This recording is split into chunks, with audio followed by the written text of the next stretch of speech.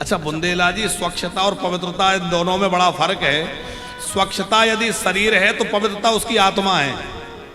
स्वच्छता तो रहे पर उसके अंदर पवित्रता होना बहुत जरूरी है। हमारे यहाँ पवित्रता का विचार होता है, हमारे वस्त्र पवित्र रहे, हमारा शरीर पवित्र रहे, हमारे विचार पवित्र रहे, हमारा मन पवित्र रहे, इसका हम लोग विचार करते हैं। वहां ऐसा कोई विचार नहीं है। नारद जी महाराज कह रहे हैं कि सत्यम नास्ति तपा शौचम दयादानम न विद्यते दयादानम न वेद्यते। लोगों में दया नहीं रह गई, दान की प्रवृत्ति नहीं रह गई, लोगों में केवल पेट भरने की बात रह गई। अच्छा गुप्ता जी, नारद जी ये बात कह रहे हैं जब तो बहुत पुराना समय था, लेकिन हमें लगता है नारद जी वर्तमान की बात नहीं कह रहे थे। नारद जी ने भविष्य को देख लिया। अब जो हो रहा है और आगे जो होने वाला है उसको नारद जी बखान कर रहे हैं कि कलयुग में ऐसा ऐसा होने लग जाएगा। तो देव ऋषि नारद ने सोचा कि मैं वृंदावन चलूं, तो वृंदावन आए। तो इस ब्रज भूमि में तो भक्ति महारानी की बड़ी कृपा है। श्री कृष्ण की ये लीला स्थली है। यहां आकर के नारद जी ने देखा कि सब जगह भक्ति महारानी की कृपा है, भगवान की कृपा है, लेकिन यहां भी भक्ति रो रही है। ज्ञान वैराग्य मूर्छित अवस्था में है। मूर्छित ज्ञान वैराग्य की मूर्छा तोड़ने के लिए नारद जी ने खूब उनको जगाया, वेद पाठ सुनाया, गीता पाठ सुनाया। ज्ञान वैराग्य जब नहीं जागे तो सोचा क्या करूं, तो आकाशवाणी हुई कि सत्कर्म करो। अब कैसा सत्कर्म करें, वो सत्कर्म क्या होगा?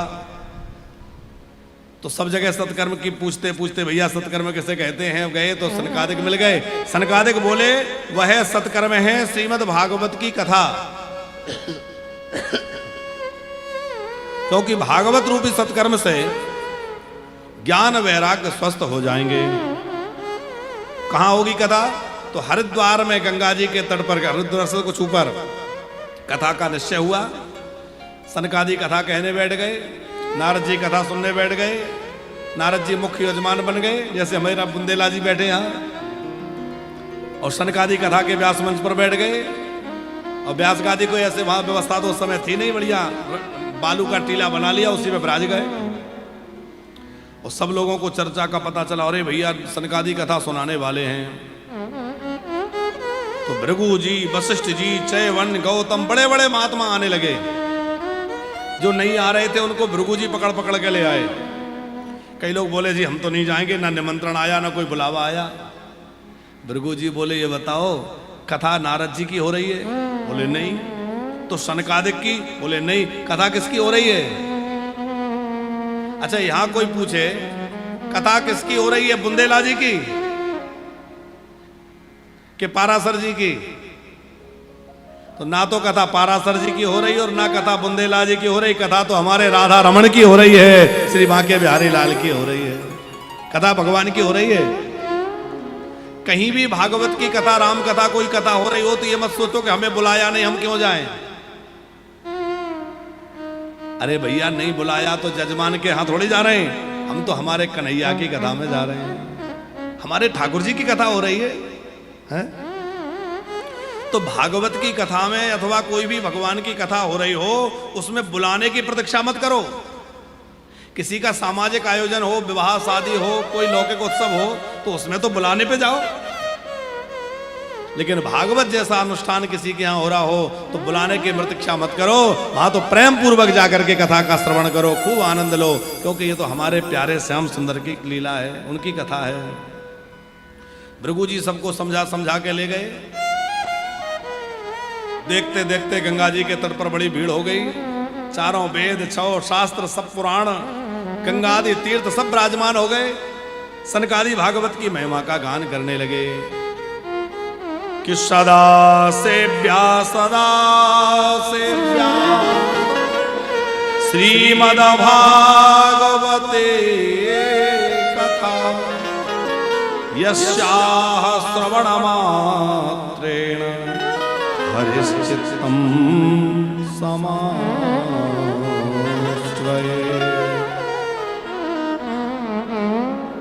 देखो कथा कब सुननी चाहिए? सनकादि कह रहे हैं ये मत सोचो कि भादों के महीने में सुनेंगे कि कार्तिक के महीने में सुनेंगे कि आषाढ़ के महीने में। सदा सेव्या, जब समय मिले तभी सुन लो। आषाढ़ का महीना तो बड़ा पवित्र माना गया है।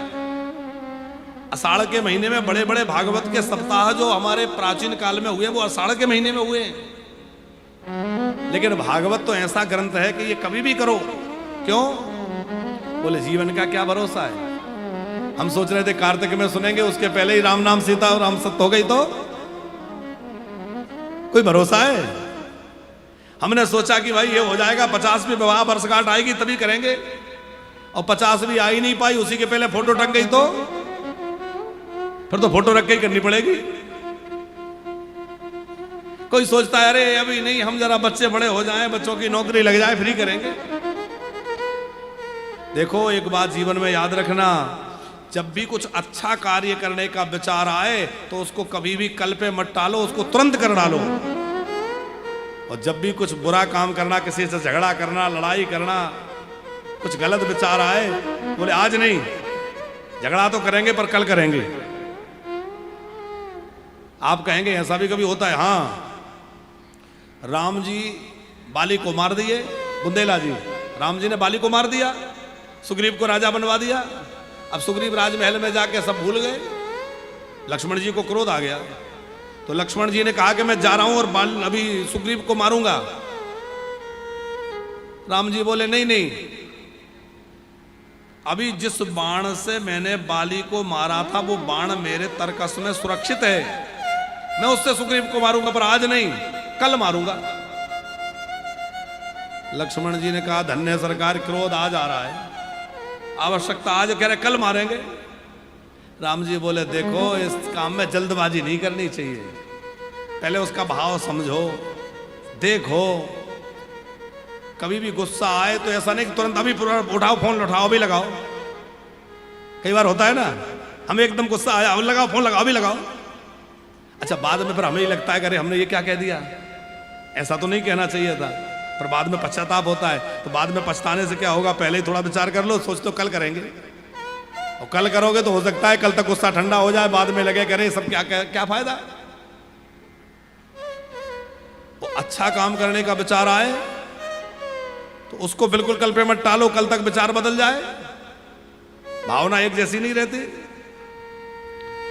रावण के मन में एक विचार आया बुंदेला जी कि मैं स्वर्ग में सीढ़ी लगा दूं, बड़ा अच्छा विचार था, पर सोचता रहा कि अरे इतनी जल्दी क्या है, लगा दूंगा, लगा ही नहीं पाया। और रावण के मन में विचार आया कि जानकी जी का हरण करके ले आऊं, तो उसको कल पे नहीं डाला, तुरंत चल दिया, तो मरने का कारण बन गया। इसलिए हम भैया बार बार कहते हैं कि अच्छा काम करने का विचार आए तो तुरंत करो, और कुछ गड़बड़ विचार आए तो कल पे छोड़ दो। भागवत कराने का, यज्ञ करने का, कोई तीर्थ जाने का, कोई सत्कर्म करने का मन में विचार आए तो ज्यादा सोच विचार मत करो, कर डालो। अभी एक मैया आई थी कथा की बात करने, हमारे आचार्य जी थे, यही की बात है, वो बार बार कहे, हमारे जो जजमान थे वो, महाराज जी ये मैया भी सोच रही कथा कराने की, ये मैया भी सोच रही। तो एक दिन हमारी चर्चा हुई उनसे, हाँ महाराज जी सोच तो रहे हैं, पर ये है पर वो है। तो हमने कहा मैया तुम्हारे जीते जी तो तुम कथा ना सुन पाओ, तुम्हारा तो फोटो ही रखा के कथा होगी। सच्ची कह रहे, हमने ऐसे ही खाया। तो ये नहीं कि हम उनको कोई श्राप दे रहे हैं, ऐसा मत समझ लेना, पर सच्ची बात ये कह रहे हैं कि सोचते ही रहोगे तो भैया क्या भरोसा है, क्या भरोसा है इस जिंदगी का, साथ देता नहीं कोई किसी का, क्या भरोसा है इस जिंदगी का, साथ देती नहीं है किसी का। हो क्या भरोसा है इस जिंदगी का, साथ देता नहीं कोई किसी का, भरोसा इस जिंदगी साथ देती नहीं है किसी का,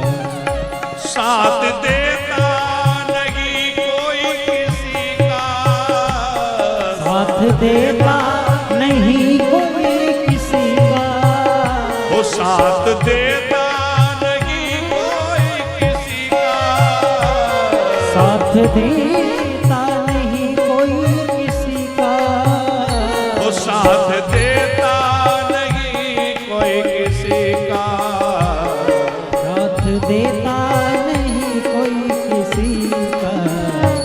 क्या भरोसा है इस जिंदगी का, साथ देता